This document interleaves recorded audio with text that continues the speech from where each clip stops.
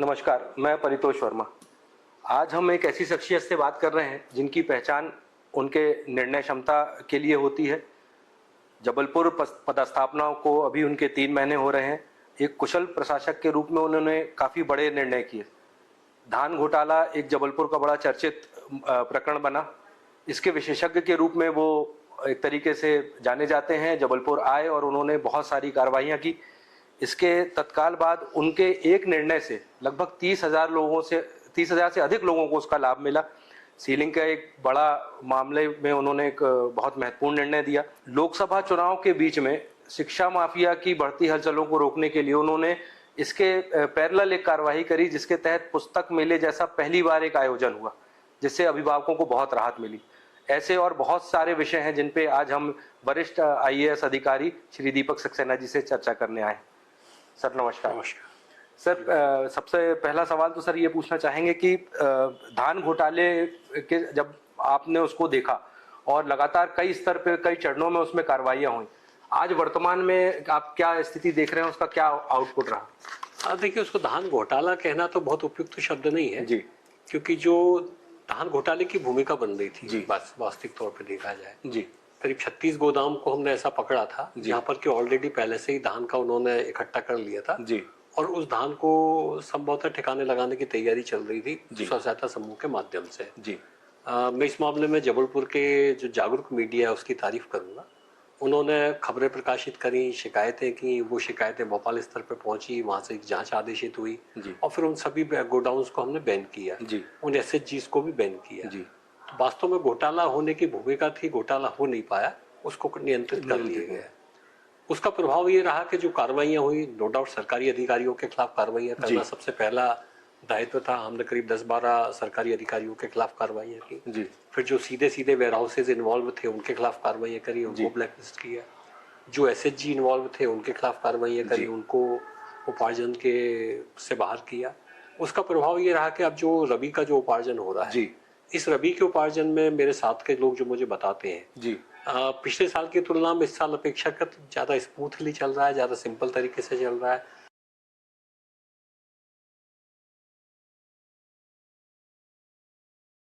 हर चीज में बड़ी ट्रांसपेरेंसी रखी, लॉटरी के माध्यम से किए, आपत्तियां बुलाई, आपत्तियों का निराकरण किया। तो मुझे लगता है कि हम उपार्जन में एक बेहतर और पारदर्शी व्यवस्था कायम करने में कुछ हद तक सफल हुए। इसके बाद भाई साहब, ये मतलब जो पूरी धान खरीदी के संबंध में जो अनियमितताएं हुई, तो उन अनियमितताओं पे जो कार्रवाई, तो निष्कर्ष पे आज आप क्या देखते हैं कि उसका निष्कर्ष जो हम उसको कंक्लूड करेंगे कि अभी इसमें और भी कुछ कड़ियां जोड़नी है? नहीं, उपार्जन में देखिए, सरकार की जो प्राथमिकता है उपार्जन में, सरकार की प्राथमिकता ये है कि हम किसान का एक एक एफएक्यू दाना खरीदेंगे, चाहे वो धान का हो चाहे गेहूं का हो। दिक्कत तब होती है जबकि किसान की आड़ में कुछ फर्जी पंजीयन हो जाते हैं और फर्जी पंजीयन में फिर बाहर के प्रदेशों से लाके कुछ धान खपाया जाता है या कुछ पुराना धान खपाया जाता है, या जो एफएक्यू धान है उसमें कुछ नॉन एफएक्यू मिला के खपाया जाता है किसानों के नाम से। वो दिक्कत है। किसान यदि अपना स्कंद लेके आते हैं, चाहे धान लेके आए चाहे गेहूं लेके आए, उसमें सरकार को खरीदने में कहीं कोई दिक्कत नहीं है। तो बेसिकली हमारी सारी पॉलिसीज जो बनती हैं और सारे नॉर्म्स हम डिसाइड करते हैं, इसी बात को ध्यान में रख के करते हैं कि भाई इसमें जो माल आए वो केवल किसान का है, किसी बिचौलिए के माध्यम से किसी व्यापारी का माल ना है, क्योंकि सरकार से एक पैसा उसमें जाता है। वैसे वर्तमान में शिक्षा माफिया का एक पूरा देश में ही एक नेक्सस बना हुआ है। निजी स्कूल प्रकाशक और कुछ निजी विक्रेता, इनकी मिलीभगत को आपने जड़ से खत्म करने का एक जिला प्रशासन एक मूवमेंट कर रहा है कि एक ऐसी व्यवस्था बने जो एक अभिभावकों के लिए राहतकारी रहे। इस क्रम में लगातार कार्रवाइयां हो रही हैं। पुस्तक मेले जैसा बड़ा आयोजन हुआ जो पूरे प्रदेश में चर्चित भी रहा है, काफी सराहना हुई इसकी।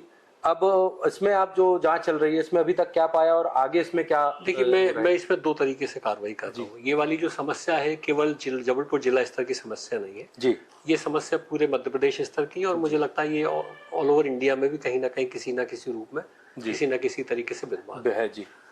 दिक्कत ये होती है कि जो निजी विद्यालय है, निजी विद्यालय चाहे फीस को तय कर रहे हो, चाहे पाठ्यक्रम को तय कर रहे हो, चाहे यूनिफॉर्म को तय कर रहे हो, चाहे स्टेशनरी को तय कर रहे हो, इन चीजों को तय करने में उनका कोई पैमाना नहीं। वो बड़ी एक ये व्यवस्था जबकि बड़ी ट्रांसपेरेंट होना चाहिए, पेरेंट्स को इसमें इन्वॉल्व होना चाहिए, समय से पहले ही घोषित हो जाना चाहिए। जैसे आप यूनिफॉर्म में परिवर्तन करना चाहते हैं तो यूनिफॉर्म में आप क्या परिवर्तन करना चाहते हैं, कम से कम 6-7 महीने 8 महीने पहले आप लोगों को बता दें, ताकि जो बनाने वाले लोग हैं वो यूनिफॉर्म बना सके, कम दर पे बना सके, एक ओपन मार्केट में बिक सके। इसका नहीं होता। होता क्या, मार्च के महीने में वो 7-8 दिन पहले सारा मोनोपोली क्रिएट कर देते हैं। 2-4 लोगों को बता देते हैं कि हमारी यूनिफॉर्म ये रहेगी, हमारी किताबें ये रहेंगी, हमारी यूनिफॉर्म ये रहेगी, स्टेशनरी ये रहेगी, पूरा सेट तैयार हो जाता है। वो 2-4 लोगों को ही मालूम होता है। लास्ट मोमेंट पर वो 8-10 लोगों की लिस्ट देते हैं कि आप जाके ढूंढ लीजिए, पर रहता वो 1-2 के पास ही है। वो 4-6 जगह चक्कर लगाता है आदमी, फिर वहां महंगे दरों पे खरीदता है। कैसी व्यवस्था कायम करें जो ट्रांसपेरेंट हो, जहाँ पे प्रतिस्पर्धी दर पे सामान मिले और जहाँ पे उचित दर पे सामान मिले। वो मुझे लगता है पुस्तक मेले के माध्यम से ही हो सकता था, और ये प्रयोग बड़ा सफल रहा हमारा। मैंने पायलट प्रोजेक्ट के तौर पर शुरू किया था। इस प्रयोग को पूरे मध्य प्रदेश में सराहा गया। हमने भी देखा कि इसका फायदा हुआ है। यदि हम ये मेला जो है मार्च के फर्स्ट वीक या सेकेंड वीक में लगाते तो शायद ये जो मोनोपोली इन्होंने स्थापित की है वो पूरी की पूरी ध्वस्त हो जाती। अगले साल के लिए हमने प्लान किया है कि अक्टूबर के पहले हम इनकी डिमांड ले लेंगे। उस डिमांड को जो है हम सब जगह सर्कुलेट कर देंगे और मार्च के महीने में इस तरह का पुस्तक मेला लगाएंगे। एक्चुअली हमारी मंशा अब ये है कि हम पुस्तक मेले को एक सामाजिक मेले का एक ऐसा स्वरूप दे दें, जैसा कि दिवाली के पहले फटाका मेला लगता है, होली के पहले रंगों का मेला लगता है, राखी के पहले एक राखी का मेला लगता है। तो उसी तरीके का जब किताबों का सीजन आए, शैक्षणिक सत्र शुरू होने से पहले, शैक्षणिक सत्र होने पर लोगों को आइडिया रहे कि मेला लगेगा, और मेला लगने में उनको प्रतिस्पर्धी दरों पे, कॉम्पिटिटिव रेट पे, ट्रांसपेरेंट मैनर में और उचित दरों पे सामग्री मिले। मतलब ये एक तरीके से ये आने वाले समय में पुस्तक मेला प्रशासनिक कैलेंडर का हिस्सा बन ये बिल्कुल ये प्रशासनिक, मतलब मैं प्रशासनिक कैलेंडर का हिस्सा तो बन ही गया है। जी हाँ, मैं आपको इससे ज्यादा बड़ी बात कह रहा हूँ। जी हाँ मैं ये कह रहा हूँ कि मैं इसको सामाजिक कैलेंडर का हिस्सा बनाना चाहता हूँ।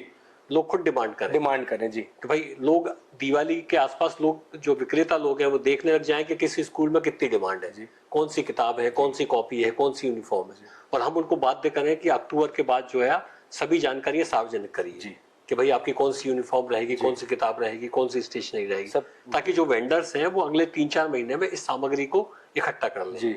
और जब इकट्ठा करेंगे तो जाहिर है कि अलग अलग दर पे इकट्ठा करेंगे तो कॉम्पिटिटिव रेट पे फिर लोगों को मिलने की संभावना बढ़ जाएगी। अभी भी भाई साहब पुस्तक मेले में जो रिस्पांस आया, एक आपको मतलब अभिभावकों की डिमांड पे उसको एक दिन बढ़ाना पड़ा, और चुनाव बिल्कुल पास था, नहीं तो संभव था कि वो 1-2 दिन और बढ़ता। लेकिन मतलब क्या हुआ कि ये जो मेला था, ये मैं जान रहा था कि मेले के अलावा अन्य कोई विकल्प नहीं है, जो मुझे कई तरीके से एंगल से बात करके लोगों से खुद से समझ में आया। और चुनाव 19 मई को था, तो एक वो टेंशन अलग भी था कि 19 मई के पहले इसको कैसे कराएं, वो सॉरी 19 अप्रैल के पहले कैसे कराएं। पर ये मुझे समझ में आ गया था कि यदि हमने अभी नहीं किया तो फिर नहीं कर पाएंगे, और फिर अगले साल पे बात जाएगी। तो अगले साल पे क्या रिस्पॉन्स आएगा, क्या तैयारी रहेगी, कह नहीं सकते। तो हमने थोड़ी अतिरिक्त मेहनत की, मेरे साथियों ने थोड़े अतिरिक्त प्रयास किए, और हमने 4-5 दिन के लिए मेला लगाया। उससे लर्निंग्स बहुत अच्छी हुई है। लोगों को फायदा भले पूरा नहीं हुआ हो, पर लर्निंग्स अच्छी हुई है, और ये समझ में आ गया कि ये एक ऐसा कार्यक्रम है पुस्तक मेला जिसके माध्यम से जो इनकी मिली भगत है, जो इनकी सांठ-गांठ है, जो कमीशन खोरी हो रही है, उस पर हम कंट्रोल कर सकते हैं। लोगों को ये पहले जब आपके स्टेटमेंट्स आ रहे थे तो बहुत से लोगों को इस बात पे विश्वास नहीं हो रहा था, लेकिन अब चूंकि पुस्तक मेला आयोजित हो चुका है तो अब लोग भी बहुत आशान्वित हैं कि अगले साल से ये परिपाटी टूटेगी। मुझे लगता है, देखिए मेरे से राज्य शासन स्तर से भी इस बारे में बात हुई है, और पुस्तक मेले की खबर वहां तक भी पहुंची, और पुस्तक मेला हमने किस तरीके से आयोजित किया इस बारे में भी उन्होंने हमसे रिपोर्ट ली है। मुझे लगता है शासन स्तर से भी इसमें पहल होगी, और संभवतः सभी जिले मिलकर यदि करेंगे तो और ज्यादा बेहतर बड़े स्तर पर हो सकेगा। भाई साहब, अगला सवाल, आपने एक निर्णय लिया सीलिंग प्रभावित लोगों को राहत देने का, उसमें जबलपुर जिले के 30,000 से अधिक लोग उससे लाभान्वित हुए। तो सीलिंग प्रभावित लोगों को ये राहत देने में क्या व्यवस्था आपने सोची, बनाई, और अब इसके परिणाम आप क्या पा रहे हैं? मतलब इसमें देखिए, मेरा दायित्व एज ए कलेक्टर, मेरा दायित्व है कि यदि मतलब बहुत सारी व्यापक तौर से यदि कोई समस्या है तो उसका एक ऐसा सिस्टमेटिक हल निकाला जाए जिससे कि सभी लोगों को आसानी हो जाए। सीलिंग के जब केसेस चल रहे थे उस समय कॉलम नंबर 12 में कुछ एंट्रीज ऐसी हो गई थी जिनको कि हम समय से नहीं हटा पाए, जिसको हटाने की जिम्मेदारी राजस्व विभाग की थी, हमारी गलती थी, हम उसको नहीं हटा पाए। अब लोगों को यदि डाइवर्शन कराना है, लोगों को नामांतरण कराना है, लोगों को बेचना है, तो वो एंट्री हटाने के लिए उनको अलग से केस लगाना पड़ता था कलेक्टर कार्यालय में। अब वो केस लगने में मतलब जो मोटा मोटा मुझे समझ में आया कि लोगों का किसी का 1 साल लग रहा है, किसी का 1.5 साल लग रहा है, किसी का 2 साल लग रहा है। पैसे भी लोगों के खर्च हो रहे हैं, किसी के 50,000 खर्च हो रहे हैं, किसी के लाख रुपए खर्च हो रहे हैं। जी तो यहाँ आते ही साथ जब मैंने देखा कि इस तरह के केसेस का बिल्कुल अंबार लगा हुआ जी है, तो फिर हमने एक आदेश पारित किया कि भाई चूंकि हमारी गलती है, जी हमने इस गलती को माना और हमने कहा इस गलती को हम ही सुधारेंगे। इसके लिए लोगों को परेशान होने की आवश्यकता नहीं, लोग अपने घर पर ही बैठे, हम इस गलती को 1 जुलाई तक सुधार देंगे। जी और 1 जुलाई तक यदि हम नहीं सुधार पाते हैं तो 1 जुलाई से वो सारे काम, मतलब जो जो उसमें लिखा हुआ है वो निष्प्रभावी हो जाएगा। जी तो डाइवर्शन का काम है, नामांतरण का काम है, सेल करने का काम है, वो सारे काम जो भूमि स्वामी है वो कर सकेंगे। जी नहीं, ये बड़ी राहत मिली लोगों को। इसी से संबंधित भाई साहब दूसरा सवाल है कि सीलिंग प्रभावित तो अभी भी कुछ ऐसी भूमियां हैं जिन पे शासन ने कागजी स्तर पे तो कब्जा ले लिया है, लेकिन भौतिक स्तर पे वो अभी मौके पर कब्जा नहीं है। देखिए इसमें उनमें घर मकान बने हुए। हाँ, आप सही कह रहे हैं। बहुत बड़ी दिक्कत जबलपुर में जो है वो सीलिंग के मामलों को लेकर है। जी इस मामले में कोई दो राय मुझे नहीं है कि सीलिंग की जमीनें जो है निजी जमीनें थी। जी आप एक क्षमता से अधिक ज्यादा जमीनें रखते तो सरकार उनको ले ले लेती। लीजिए। 1999 में जब रिपील एक्ट लागू हुआ तो उसमें एक प्रोविजन ये रखा गया था कि जो कब्जा, जिस जमीन का कब्जा सरकार ने ले लिया है जी उसको छोड़ के बाकी सारी जमीनें निजी भूमि स्वामी की हो जाएंगी। जी इसके बाद काफी सारी केसेस में जो है विसंगतियां देखने को मिली हैं। जी कुछ में कब्जे पंचनामे मिले हैं। जी कब्जे पंचनामे लोगों का कहना एक पक्षी बनाए गए, हमको पता ही नहीं पड़ा कब जी, आके ले लिया। जी, जी। कुछ जगह कब्जे ले लिए गए थे, कब्जे पंचनामे भी थे, लेकिन फाइलों में से गायब हो गए। जी उस पे कई तरह का वो रहा कि बाद में ऑब्जेक्शंस हुए कि भाई कब्जे का केस ही नहीं बना, कब्जे पंचनामा गायब हो गया। तो इस तरह के बहुत सारे केस पिछले 20 सालों से जबलपुर में चले आ रहे हैं। अब ये जो केसेस की जो संख्या है, जो मतलब मोटे तौर पे मुझे आइडिया है, वो करीब 200 से 250 के बीच है, इससे ज्यादा नहीं है। जी हो सकता है जब हम निराकरण करना चालू करेंगे तो कुछ और लोग जी उसको कुछ और भी आए लेके सामने। आएंगे। जी मेरी मंशा कुल मिला के एक ऐसी व्यवस्था बनाया जाए, एक ऐसा सिस्टम बनाया जाए जिसमें कि यदि हमारे स्तर पे गलती हुई है, हमारे लोगों ने गलती की है कि उन्होंने कब्जा पंचनामा फर्जी बनाया, या कब्जा पंचनामा सही बना था लेकिन बाद में लोगों ने गायब कर दिया किसी दूसरे को फायदा पहुंचाने के लिए, दोनों ही कंडीशंस में जो है एक ऐसी निरपेक्ष व्यवस्था कायम कर दी जाए कि शासन का जो वाजिब हक है वो शासन के पास पहुंच जाए। शासन की जमीनें डिक्लेयर हो गई हैं 1999 की स्थिति में, और यदि हमारे यहाँ केस चल रहा था, केस पेंडिंग था, केस पेंडिंग में हम धारा 10(5) की कार्रवाई नहीं कर पाए थे, कब्जा नहीं ले पाए थे, तो उसका फायदा भूमि स्वामी को मिलना चाहिए था, तो भूमि स्वामी को उसका फायदा मिलेगा। मतलब अब इसमें प्रोसेस हम चल रहे हैं, इसका निर्णय कैसे होगा, क्योंकि जमीनें बड़ी कीमती हो गई हैं, शहरी क्षेत्र की जमीन है, कई लोगों की निगाहें उस पर लगी रहती है, तो बहुत सारे इश्यूज हैं। अभी हम उसको समझ भी रहे हैं और उसको किस तरीके से डील करेंगे उस बारे में विचार भी करें। मतलब हम ये आशा कर सकते हैं कि जैसे अभी 30,000 लोगों को लाभ मिला है, तो बचे हुए जो लोग हैं उनके लिए भी आपके रहते रहते बात कह सकता हूँ, मैं ये नहीं कह सकता कि सीलिंग से प्रभावित जितने लोग हैं सबको उनकी जमीनें वापस मिलेंगी। हाँ, लेकिन मैं केवल एक बात कह सकता हूँ कि हम कोशिश करेंगे कि न्याय हो जाए। जी भाई साहब, एक दूसरा विषय है, जबलपुर के पास समृद्धि है नदियों की। माँ नर्मदा तो बड़ा आस्था का केंद्र है, इसके साथ हिरण नदी, गौर नदी, ये प्रमुख नदियां हैं। इनमें अवैध उत्खनन बहुत बड़ा एक समस्या है। आप सही कह रहे हैं, उत्खनन की समस्या यहाँ रेत के काफी बड़ा लगातार शिकायतें आती रहती हैं और हम लोग कोशिश भी करते हैं। जी दिक्कत क्या आती, देर रात को उत्खनन होता है, वो नदियों में होता है, बोट्स के माध्यम से होता है। दूसरा कि हमारे जितने भी काम करने वाले लोग हैं, चाहे माइनिंग के हों, चाहे रेवेन्यू के हों, चाहे थाने के हों, इन सब लोगों पर इनकी निगरानी रहती है। और मोबाइल आजकल सब जगह हो गए, जैसी हमारी गाड़ियां निकलती हैं इनकी खटखट खबरें पहुंच जाती हैं। जबलपुर जिले में काम कर रहे हैं तो नरसिंहपुर में चले जाते हैं, नरसिंहपुर में काम कर रहे हैं तो इधर रह जाते हैं। इसका आशय ये नहीं है कि हम कार्रवाई नहीं कर सकते, लगातार मतलब कार्रवाइयाँ करें, वो बनाए रखें, अपनी दमक बनाए रखें, वहाँ पे निरीक्षण यदि हम करें तो हम कंट्रोल कर सकते हैं इसको। तो अभी हम जांच भी करेंगे, भंडारण की भी जांच करेंगे और उत्खनन की भी जांच करेंगे। और मैं पहले भी इस दिशा में कई बार कार्रवाई कर चुका हूँ, हमने नियंत्रित किया है। मुझे लगता है हम सभी लोगों के, आपके लोगों के सहयोग से भी और जनता के सहयोग से भी इसको नियंत्रित करने में कामयाब। इसी में भाई साहब एक जो अपना ये जो खनिज संपदा का भी है, ये जो अपने ग्रामीण क्षेत्र के बेल्ट है, इसमें मुरम और मिट्टी, मतलब किसी भी चीज को, पत्थर, बोल्डर, सभी इसी लेवल पे। तो जब कार्यवाही का दायरा बढ़ेगा तो रेत के साथ ये भी उस दायरे में आएंगे। देखो, हमारी जिम्मेदारी ये है कि जो मटेरियल निकल रहा है वो मटेरियल एक तो जो हमने खदानें चिन्हित कर रखी है उन्हीं खदानों से निकले, किसी दूसरी जगह से नहीं निकले, और दूसरा उसकी रॉयल्टी जो है चूंकि सरकारी खजाने में जाती है तो वो पे हो जाए, पे हो शासन को। तो मैं पूरा जो फोकस हमारा रहेगा वो इसी बात को लेकर रहेगा कि हम इतनी खदानें कर दें कि जहां से लोगों को आवश्यकता हो वहां लोगों को आसानी से मिल जाए। दिक्कत क्या होती है कि आपकी डिमांड मान लो 100 ट्रॉली की, आपने खदान सेंक्शन कर रखी 5 ट्रॉली की, तो 95 ट्रॉली वाला जो है बंदा वो तो कहीं ना कहीं से जुगाड़ करेगा। हमारी कोशिश ये होनी चाहिए कि 100 ट्रॉली की यदि हमको आवश्यकता है तो हम इतनी खदानें कर दें कि वहां से 150 ट्राली निकाली जा सके। तो रेट भी तो कॉम्पिटिटिव रेट भी कॉम्पिटिटिव हो जाते हैं, रॉयल्टी भी हमको जी। मिलती है, और ये अवैध उत्खनन की जो शिकायतें हैं ये ये भी खत्म दूर हो हो जाएगी। जाती प्रदेश शासन ने नर्मदा के 5 किलोमीटर के दायरे में शराब प्रतिबंधित करके रखी। जबलपुर का बहुत सारा हिस्सा नर्मदा जी क्योंकि बहुत से तट लगा हुआ है, लेकिन यहाँ पे जो शराब सिंडिकेट काफी समय से एक्टिव है, ये ग्रामीण क्षेत्रों में बहुत एक बड़ी समस्या है, ये अवैध शराब के विक्रय की। हाँ, नर्मदा को लेकर देखो पूरा का पूरा हम लोग एक प्लान तैयार कर रहे हैं जी। जिसमें नर्मदा पे हम शराब वाला आपने अच्छा बताया, जी। हम इसको भी शामिल करेंगे। जी। नर्मदा को लेकर हमने 3 तरह की चीजों को सोचा जी। है। एक ये है कि हम उसको पॉल्यूशन फ्री करना चाहते हैं, तो उसमें पॉल्यूशन करने के जो जो साधन है, चाहे वो नालों के माध्यम से हो रहे हो या इवन दैट जैसे अपने गौरी घाट पे कुछ कार्यक्रम होते हैं, जी। धोने के माध्यम से जी। लोग प्लास्टिक जाता है, आपने जी कचरा हाँ। जाता है, उस तरह के हो रहे हैं। एक तो पॉल्यूशन को हम फ्री जी। करें, दूसरा हम नर्मदा के किनारे माननीय उच्च न्यायालय ने जो निर्देश दिए हैं कि 300 मीटर 300 की परिधि में यदि अवैध निर्माण हुए हैं तो अवैध निर्माणों को रोका जाए। जी। 2008 के बाद के जो निर्माण है उनको हटाया जाए जी। और अन्य निर्माण नहीं किए जाए। जी। एक हम उस पर फोकस करने पर विचार कर रहे हैं। और तीसरा जो फ्लड जोन है नर्मदा का, जी। उस फ्लड जोन को हम कैसे नियंत्रित कर सकते हैं और लोगों को कैसे राहत पहुंचा सकते हैं, उस पर कार्रवाई की जाए। जी। हमारा जो मोटे तौर पे प्लान ये है कि हम इस पूरे कार्यक्रम में जो है समाज को जोड़ें, एक जन आंदोलन के रूप में जन इसको आंदोलन लें। के रूप में। बगैर उसके इतनी बड़ी नर्मदा है, इतना बड़ा किनारा है, हम लोग अपने दम पे उसमें नहीं कर नहीं पाएंगे कर जब तक कि समाज के लोग ना इसमें जुड़ेंगे नहीं। जी। शराब की बात आपने अच्छी कही है। शराब के मामले में नो डाउट मतलब कुछ अवैध शराब की शिकायतें आती हैं, मेरे जी। सामने भी बीच में आई है, कुछ कुछ कार्रवाई हमने की है। जी। और ये सारी कार्रवाइयां तभी कंट्रोल हो पाएंगी जबकि हम पूरे समाज को लेकर साथ में काम कर पाएंगे। जी, ठीक है। वैसे अभी अब एक हाल ही में एक रिपोर्ट आई है जिसके अनुसार मतलब 2050 तक भारत देश के 50% जिलों में जल संकट काफी गहराने वाला है। हमारा वर्षा ऋतु का समय लगभग आ चुका है, पास आने वाला है, तो बोरवेल की खुद उत्खनन पे आपने पहले ही रोक लगा दी है, लेकिन ये वाटर बॉडीज को के लिए क्या अपनी कार्य योजना रहेगी, कैसे इनको बढ़ाएंगे? जबलपुर में क्या है कि जबलपुर में पानी की पेयजल की उतनी दिक्कत नहीं है जी। जितनी कि दूसरे शहरों में जी। है। लेकिन पेयजल परिरक्षण अधिनियम लागू करने का हमारा जो एक ही उद्देश्य था, जी। वो ये था कि वाटर लेवल गर्मी के दिनों में नीचे जी। जाता है। तो होता क्या है कि जैसे मान लो वाटर लेवल जबलपुर में मान लो 100 फीट का है या जी। 150 फीट जी। का है।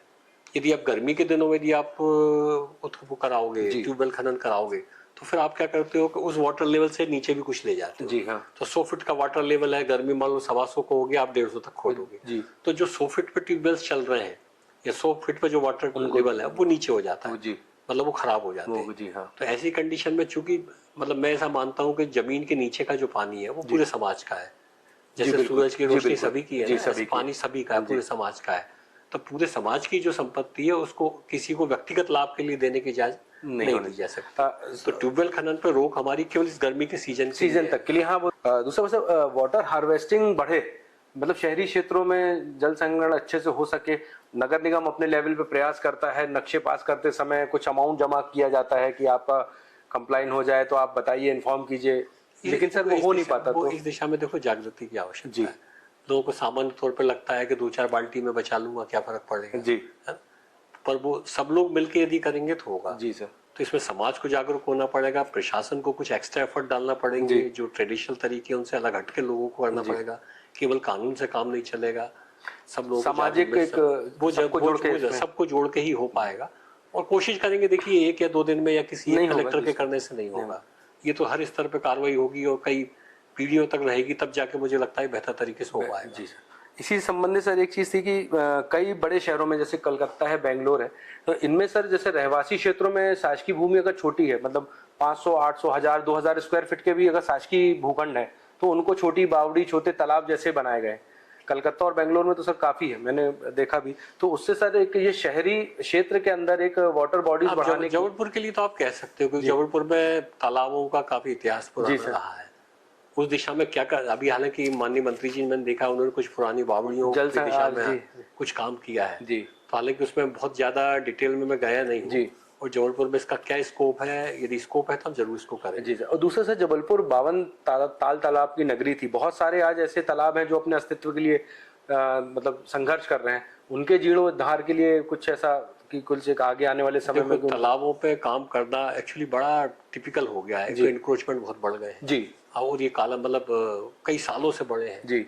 अब तालाब आप ढूंढने जाओ मौके पे मिलता ही नहीं है जी। और पाट दिया, बस्तियां बन गई, तो बहुत सारे तालाब गायब भी हो गए। लेकिन इसके बाद भी जो तालाब चालू हालत में है उन तालाबों का संरक्षण अच्छे तरीके से हो जाए, ये व्यवस्था होनी चाहिए। नगर निगम की भी होनी चाहिए, प्रशासन की भी होनी चाहिए, और समाज के जो जागरूक लोग हैं उनकी भी होनी चाहिए।